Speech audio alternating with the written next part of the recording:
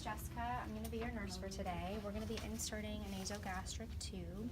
Are you able to tell me your name and date of birth?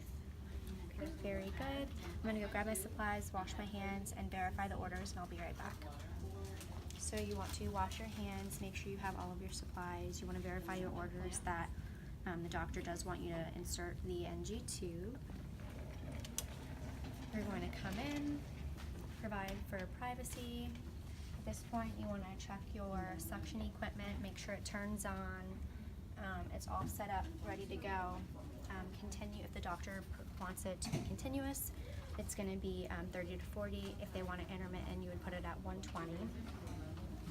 At this point, you want to assess your patient's nares. So you're going to have the patient hyperextend their neck.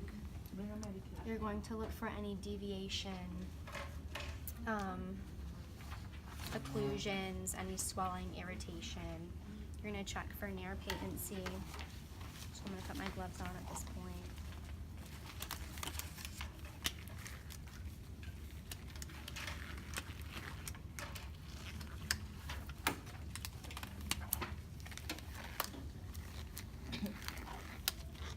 So you're going to occlude one side of the patient's nose and have them breathe. And you do the same for the other. You want to pick the nair that has the most airflow to insert the tube in. You're going to take your tongue depressor and assess for a gag reflex of the patient by lightly taking it and pressing down on the back of the patient's tongue, and that should elicit a gag reflex.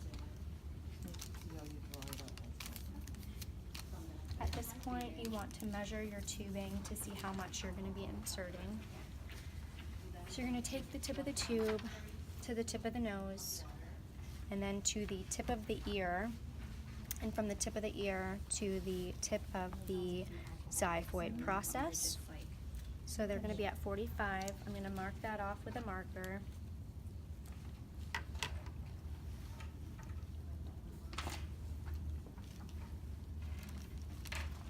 I'm going to put this on my patient's chest in case any secretions come out. Give my patient their water. I'm going to let them know. I will indicate when to start taking the sips of water. You want to lubricate your tube. Make sure it's really well lubricated.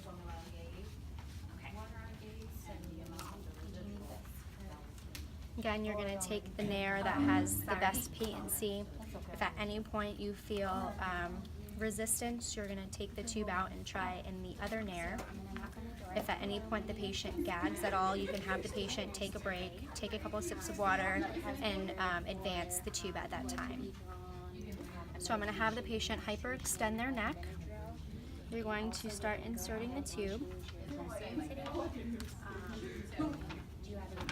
Once you get to the oropharynx, you want to have the patient open their mouth and look to make sure with your pen light that the tube is not coiled back in the throat.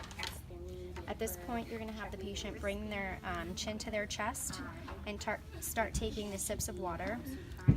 With every sip, you want to advance 2 to 4 inches.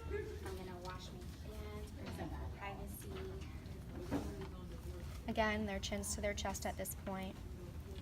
Okay, once you're in, you want to just take a piece of tape and secure it. That way you can check your placement of the tube.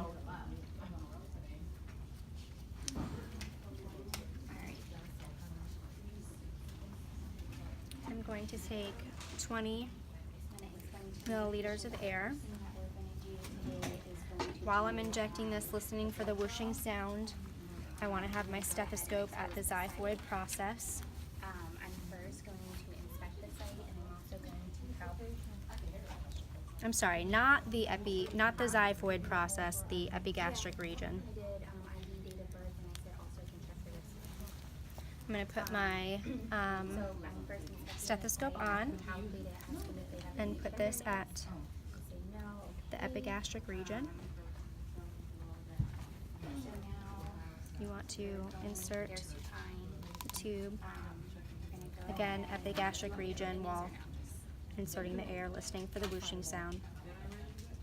Okay, once you hear the whooshing sound, you want to pull back the gastric content and check the pH. The pH should be no higher than 6. including clamp your tube. saline. So you check that pH. After this, you would want to secure or put more tape on the nose to secure, make sure it's nice and secure.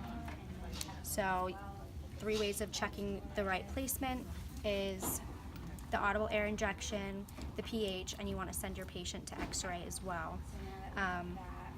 You want to make sure that you clip this to the gown so there's no tugging or pulling. After that, you want to, again, if the doctor wants them set up on continuous, you'll put it to 30 to 40 hooked up to suction. If they want it on intermittent, you'll put it at 120, but just go by the doctor's orders. He might just want it clamped for now. So you'll leave it clamped, make sure it's hooked onto the gown. You want to document date, time, patient tolerance. You want to document how much liquid you got out, how far you advanced the tube into their nose, what nair you inserted the tube in. Aspirate. Did I say patient tolerance? Patient tolerance, and that is it. We're going to withdraw that amount back. So we withdraw Do you want to do that removal? amount back.